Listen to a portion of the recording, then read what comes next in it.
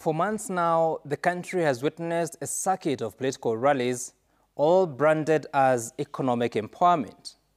We've seen the spectacle of politicians dancing in town centers, crowds cheering, and cameras capturing images of motorbikes, car wash machines, water tanks, cash in baskets, and most recently at State House, thousands of plastic chairs stacked high, all paraded as proof of a bottom-up economic transformation.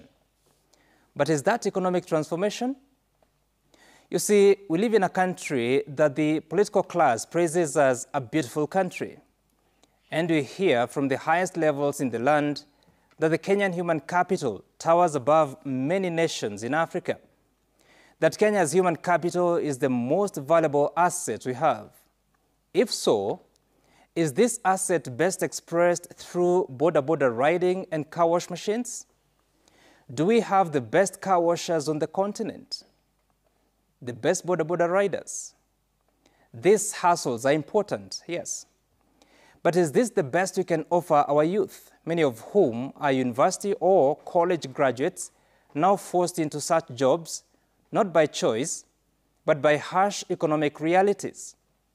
2 weeks ago, thousands of young people danced at State House, flashing the two-finger salute and chanting, "Tutam." Still, this is economic transformation, we were told. There are countless graduates now working as taxi drivers, border riders, or hustling at car washes. They studied hard, expecting an economy ready to absorb their skills and ideas. Instead, they are left clutching at survival.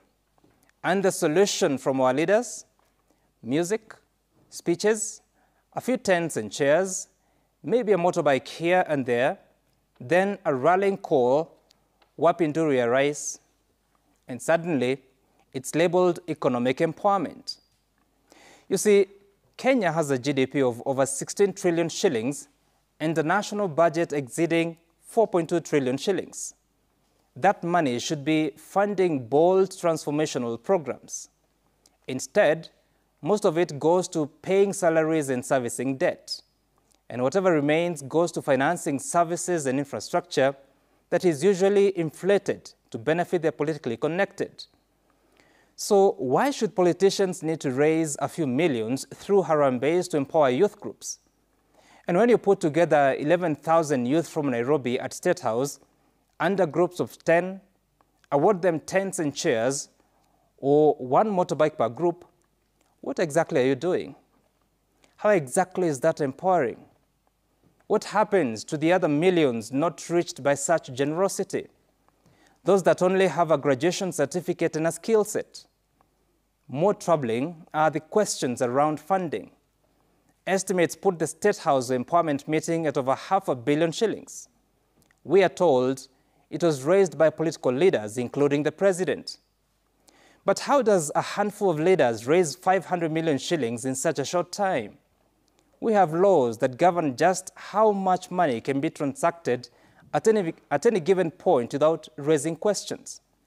What would the law say about those empowerment ventures?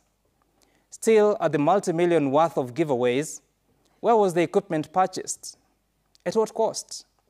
Were taxes like VAT actually paid? Or was the whole thing structured to bypass scrutiny by the Control of Budget and the Auditor General?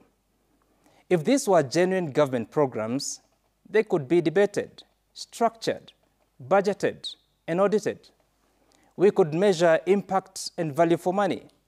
But instead, we get a roadshow of political theater, funded by questionable sources and designed more for political capital than economic growth. Let's be clear. No country has ever built a sustainable economy on handouts and photo opportunities. That's my sense tonight.